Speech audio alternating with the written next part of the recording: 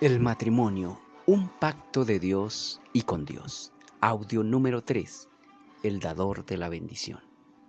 ¿Quién da la bendición al matrimonio y de qué depende? La bendición en el matrimonio no la dan los padres, tampoco la iglesia y mucho menos el juez o notario que registra legalmente el compromiso ante el Estado. Según lo que se puede ver en la Escritura, la familia, la iglesia y el Estado deben funcionar como supervisores delegados de Dios que aprueban o desaprueban la unión no sobre sus propios criterios, sino teniendo en cuenta la ley de Dios al respecto. Pero la bendición de Dios no depende del reconocimiento de los padres, puesto que éstos pueden estar aprobando una unión en contra de los intereses de Dios. La bendición de Dios tampoco depende del Estado, puesto que el deber del Estado es certificar legalmente que los contrayentes han decidido unirse para asumir las implicaciones propias del matrimonio e ir en pos de los propósitos para los que Dios lo creó. Pero para esto es necesario que el Estado sea teocrático. Un Estado laico solo certifica el compromiso matrimonial, pero no necesariamente de acuerdo a la legislación de Dios, sino según lo legislado por Él de acuerdo a sus intereses. No le importan los propósitos de Dios. La bendición de Dios tampoco depende de la aprobación de la iglesia, puesto que en muchos casos lo único que hace la iglesia es lo mismo que hace el Estado. El papel de la iglesia es el de orientadora e instructora, testigo del pacto y de las condiciones y términos en que estén asumiendo el compromiso los contrayentes. ¿De qué depende entonces la bendición de Dios en el matrimonio?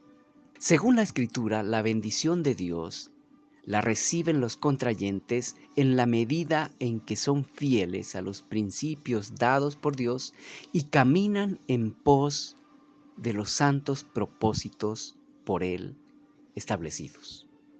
No hay bendición de Dios de otra manera en el matrimonio ni en ningún otro campo de la vida. Fuera del camino trazado por Dios para cada asunto no hay bienaventuranza.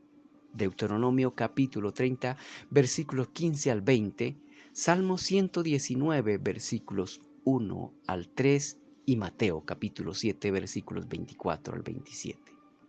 Es por eso que necesitamos de Cristo para que mediante la fe en Él, la cual es el poder del Espíritu de Dios, redimiendo el entendimiento y la voluntad para obedecer lo que Dios nos manda en cada caso y asunto. Ezequiel 36, 26 y 27.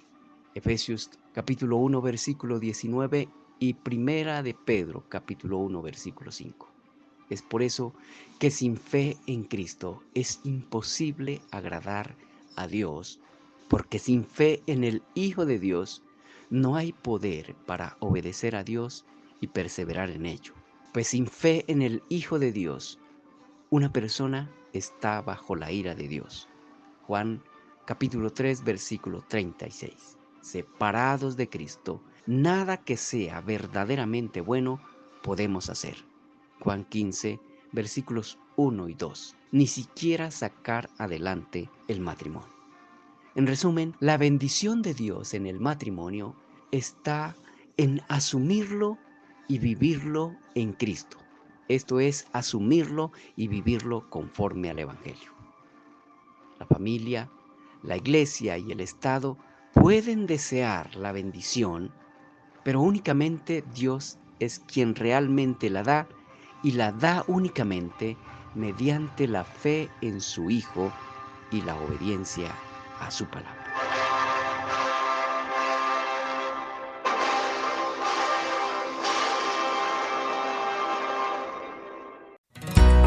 Si encontró edificante esta exposición, por favor recomiéndela y compártala a sus familiares, amigos y conocidos. Es una manera sencilla de acercarlos a Dios, ayudarlos a comprender la vida y a vivirla conforme a la voluntad de Dios, agradable y perfecta.